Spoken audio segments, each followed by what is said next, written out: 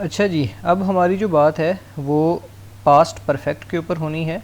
हम past tense पढ़ रहे थे, उस पास्ट टेंस के अंदर हमने पास्ट इंडेफिनिट को पढ़ लिया, पास्ट कंटिन्यूस को पढ़ लिया, उसके मुख्तलिफ़ फ़िक्रों को भी देख लिया, उसकी मुख्तलिफ़ जो स्ट्रक्चर्स थी हमने उनके ऊपर बात कर ली, एग्जाम्पल्स भी पढ़ ली हमने। अब हमने बात करनी है पास्ट परफेक्ट टेंस के ऊपर।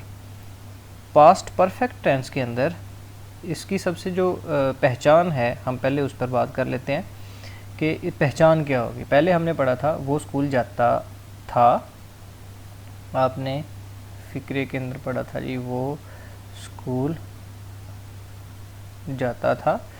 दूसरा टेंस आपने पढ़ा जी वो स्कूल, कंटिन्यूस के अंदर आपने कहा जी वो स्कूल जा रहा था। अब ये कंटिन्यूस टेंस है, ये इंडेफिनेट टेंस है मगर पास्ट का है, जिसके एंड पर था आएगा वो डेफिनेटली पास्ट का ही होगा। मगर था ये जाहिर कर रहा है कि पास्ट इंडेफिनेट है, रहा था ये जाहिर कर रहा है कि पास्ट परफेक्ट है, सॉरी पास्ट कंटिन्यूस है।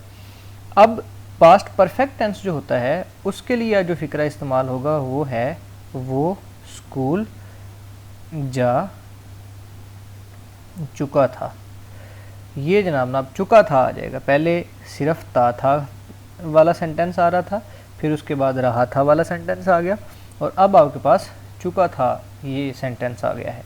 अब इसकी बहुत सारी मिसालें हो सकती हैं। वो स्कूल जा चुके थे, मैं स्कूल जा चुका था, वो स्कूल जा चुकी थी। जिसके एंड पर, जिस फ़िक्रे उर्दू फ़िक्रे के आखिर में चुका था वाला सेंटेंस आएगा, चुका था वाला लफ्ज़ आएगा, उसका ताल्लुक़ आपके पास हमेशा किसके साथ होगा? पास्ट परफेक्ट टेंस के साथ होगा। अच्छा जी, अब हम इसकी फ़िक्रों के ऊपर बात कर लेते हैं कि अगर हमने इसको बनाना हो तो हमें कौन कौन सी चीज़ चाहिए। आपके पास, आपको पता है कि एक तो चीज़ कॉमन है कि जी हमारे पास सबसे पहले किसी भी फ़िक्रे को बनाने के लिए सब्जेक्ट होता है, उसके बाद हमने पढ़ा है कि हेल्पिंग वर्ब होता है, उसके बाद हमारे पास वर्ब होता है, और उसके बाद हमारे पास ऑब्जेक्ट होता है। इस तरतीब के मुताबिक आप कोई भी फ़िक्रा बनाया करते हैं।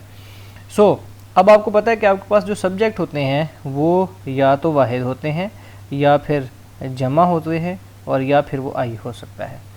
हमने ये देखना है कि इनके साथ हेल्पिंग वर्ब कौन सा लगता है। आपको याद होगा कि पास्ट कंटिन्यूस के अंदर वाज और वर लगते थे, पास्ट इंडेफिनिट के अंदर आपके पास कोई भी हेल्पिंग वर्ब नहीं लगता था। यहाँ की खूबसूरती ये है कि इसमें पास वाहिद हो, जमा हो या आई हो, तमाम के साथ जो हेल्पिंग वर्ब लगेगा वो एक ही लगेगा जिसे आप हेड कहते हैं। ठीक है जी। अब इसमें ना आपको ये डिफरेंस जानने की ज़रूरत है कि आई के साथ क्या लगेगा, वाज लगेगा या वर लगेगा। यहाँ पे आई हो, ही शी इट हो, दे वो यू हो, सब के साथ तमाम जो सब्जेक्ट्स हैं, तमाम सब्जेक्ट्स के साथ हमेशा हेड का लफ्ज़ इस्तेमाल होगा।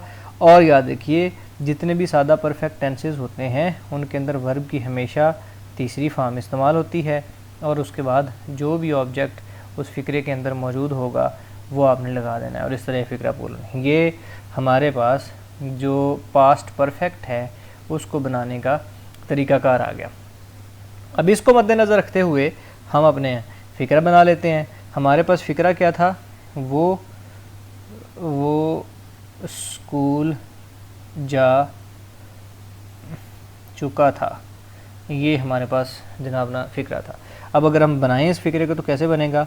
ही सब्जेक्ट लगा दिया, उसके बाद हमने हेल्पिंग वर्ब क्या लगाना है? हैड, ये लगा दिया। हमने गो है तो वर्ब की हमेशा तीसरी फॉर्म लगानी है, तो यहाँ पे गो वेंट गॉन लगा दिया जी। ही हैड गॉन, कहाँ जा रहा है? To school. ये आपके पास आपका फ़िक्रा इस तरह बन गया। अब आपकी असाइनमेंट है। असाइनमेंट के अंदर बहुत सारे फ़िक्रे हैं जो हम एग्जाम्पल के तौर पर लिखते हैं ताकि आपकी प्रैक्टिस हो जाए। अम्मी खाना पका चुकी थी, लिख लें अपनी कॉपी के ऊपर, कोशिश करें कि इसको बनाएंगे आप। अम्मी खाना पका चुकी थी, पहला फ़िक्रा है। दूसरा फ़िक्रा है बच्चे क्रिकेट खेल चुके थे। हम अपना काम मुकम्मल कर चुके थे, हम अपना काम मुकम्मल कर चुके थे। अली नमाज अदा कर चुका था, अली नमाज अदा कर चुका था। ये जनाब ना है फ़िक्रा। तो इन फ़िक्रों को आपने बनाने की कोशिश करनी है, और अगर नहीं आएगी तो आपने फिर ज़रूर पूछ लेना। आई होप कि आपको इस बात की समझ आ गई है। This was all about simple past perfect tense.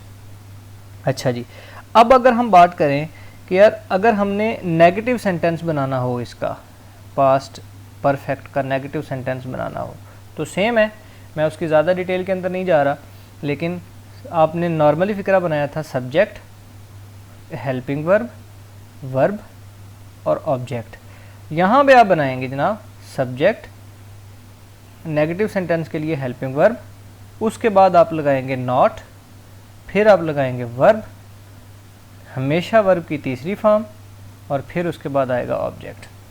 मेरे ख्याल आपको बात क्लियर होगी। सब्जेक्ट ऑब्जेक्ट अपनी जगह पे है, लेकिन हेल्पिंग वर्ब के फ़ौरन बाद आपने नॉट लगाना है, तो ये जो फ़िक्रा होगा ये मनफी बन जाएगा। मिसाल के तौर पर he had not gone to school.